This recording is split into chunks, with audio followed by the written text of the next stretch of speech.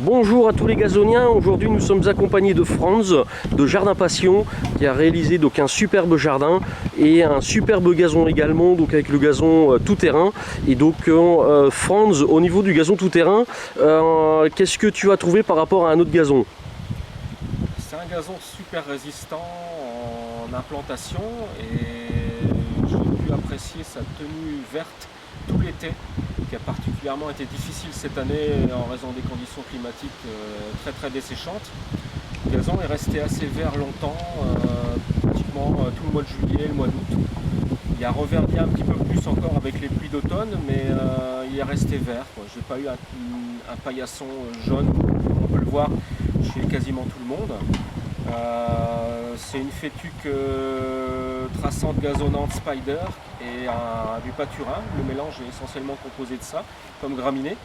Et une très bonne résistance au piétinement et au terrain difficile. Chez moi, j'ai un terrain extrêmement sec l'été et très humide l'hiver, qui fait que c'était vraiment le choix idéal pour ce gazon.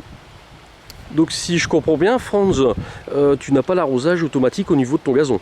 Non, même pour mes plantes, j'ai pas dans les massifs, j'ai paillé mes massifs pour éviter d'avoir un maximum de temps à passer à l'arrosage et donc le gazon a fortiori.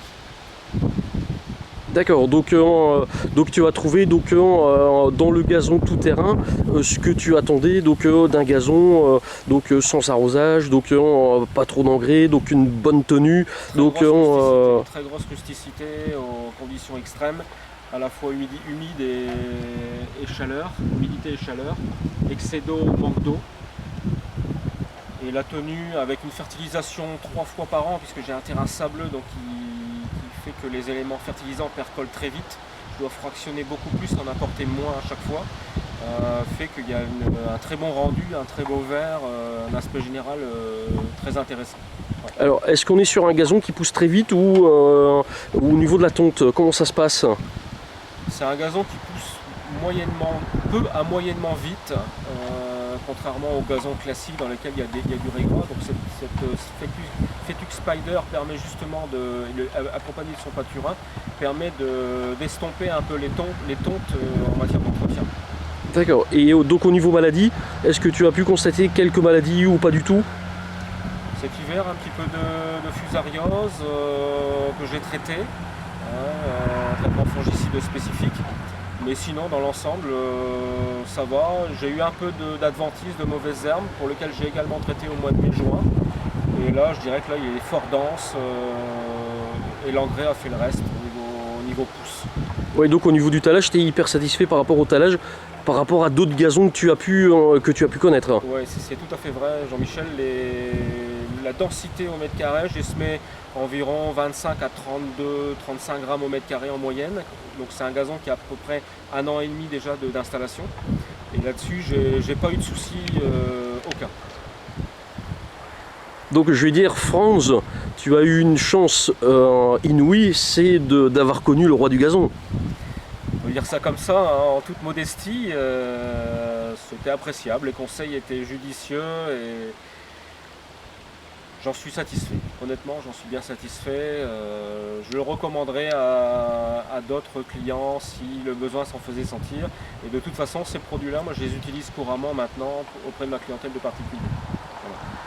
D'accord, donc au niveau engrais, Franz, au niveau fertilisation, tu fertilises combien de fois dans l'année au niveau de ton gazon?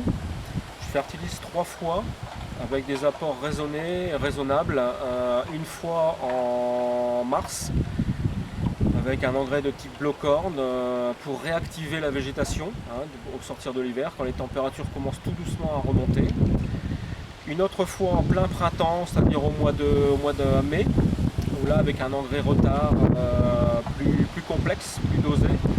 Et ici je viens de le faire il y a à peu près un mois et demi, fin d'été, début d'automne, pour assurer la reprise végétative et la résistance des plantes au froid avec leur système racinaire.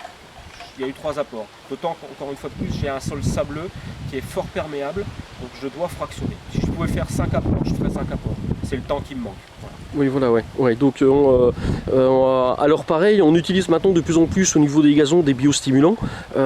Sur ton gazon, est-ce que tu utilises des biostimulants de type Humifirst, Megafol ou Vitanica ou autre pour la résistance? Pour l'instant, j'en ai pas encore utilisé. J'ai utilisé l'Humifirst sur mes plantations, notamment pour des transplantations ou des plantations proprement dites, mais pour le gazon, pas encore. Pourquoi pas essayer la chose pour l'année prochaine, pour la saison 2007. Au niveau du Megafol? Ouais. Tu as entendu parler du Megafol Oui. donc en bien? Oui, en bien. Un produit apparemment très actif. Que tu n'as pas encore essayé?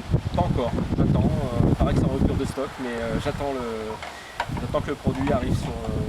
Donc ça pourrait éventuellement faire l'objet d'une prochaine vidéo avec l'utilisation du Megafol sur le gazon de Franz. Ça peut se faire, effectivement, ça pourra s'envisager, pourquoi pas, ouais.